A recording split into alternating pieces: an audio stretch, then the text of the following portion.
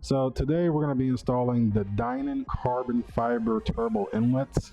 Dinan claims that the stock ones are restrictive, and what their design does is it actually opens up the system by about 200% more airflow, which goes quite well with the way I want to go with my intake.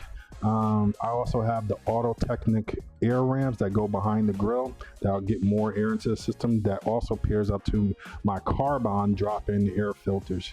Anyway, this is a fairly simple install. You only need a 6mm, a 7mm, a pick tool. What is that? It's 18mm and a 13mm because we have to remove the cross brace and get the factory air box out. But anyway, we're going to go through it. We're going to show you how to do it. And I know that there's plenty of videos for M5s, but being that you don't see too many videos on the M8, I felt like I want to just go ahead and do my take on it. People feel a lot more comfortable when you're actually working on a car that they own instead of something that's similar. Anyway, follow me. Let's get this done. See ya. First thing we got to do is you got to get the engine cover off, and then you got to remove your two DME covers here. What that's going to do is that's going to open up the area so that we have more access to things, particularly back here where we have the turbo clip where your factory inlet goes to. And then there's another clip over here for this, I think it's PVC. Anyway, first thing after that is we're going to remove our 18mm here and our 13mm here. That's going to allow us to take the air box out and give us more room to get rid of the factory turbo and put in our new pretty Dinan one. Anyway, so let's get the factory one off. Take that guy. Don't break it. Put these guys over here and over here. All right, now we're ready to work. All right, so first thing I'm gonna start with is the 6mm for the bellows on the intake. Just gonna loosen them up. Yeah, get that guy off. All right, now I'm going to switch over to my bigger impact for the 18mm.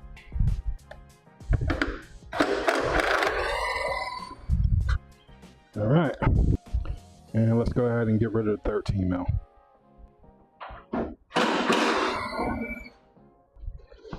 All right, so now let's get rid of these bolts, get them out the way.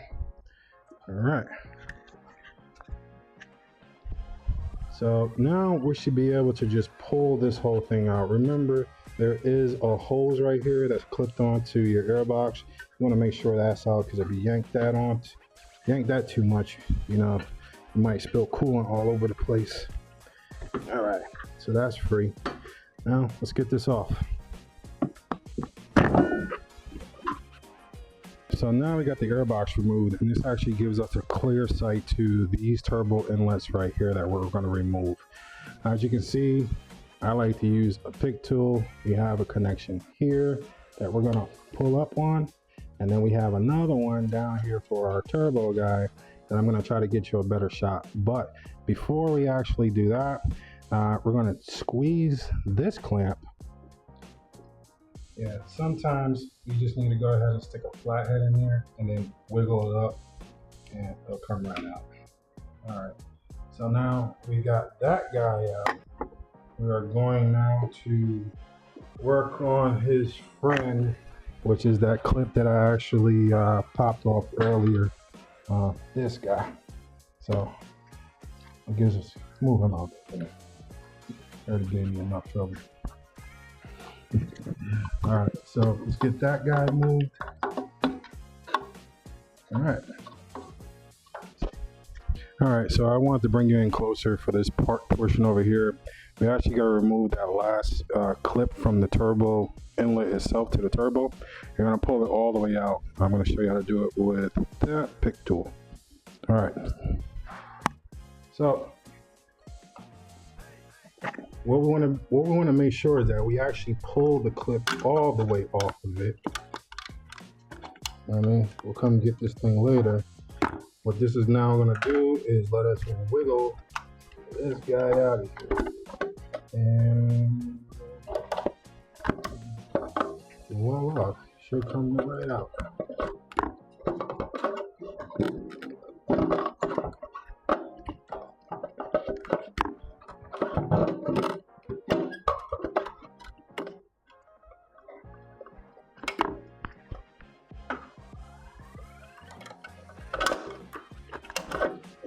So I want to get the whole thing out. That gave me more trouble than it was worth.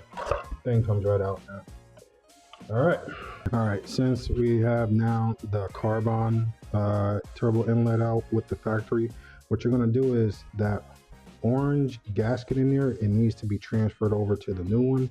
Same thing with this clip. So go ahead and transfer that over, and then we'll go back into hooking this up. So we got the Dinan turbo inlet fitted. You want to make sure that you are properly seated against the turbo end. If you don't, you won't be able to get the clip on.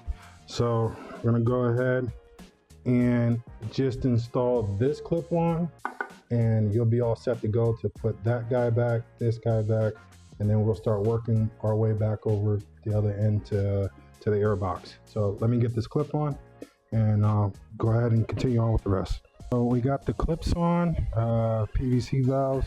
Now we're just gonna go ahead and move back over to the air box.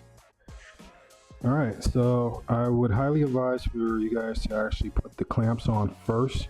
And what Dinan does is they actually give you this bellow right here. So put the clip on, the bellow on, and then face the clamp this way because it's easier to get access with a screwdriver or the 7mm that you actually need. Next, we're gonna move over here and we're gonna remove this bellow from the stock gearbox. That way we can slip it on to the Dinan bellow that they supply. So yeah, get the clamps on, make sure that they're super loose so that you can actually slip on that stock air box. So let's go ahead and get that box on, and then we'll start to tighten everything up.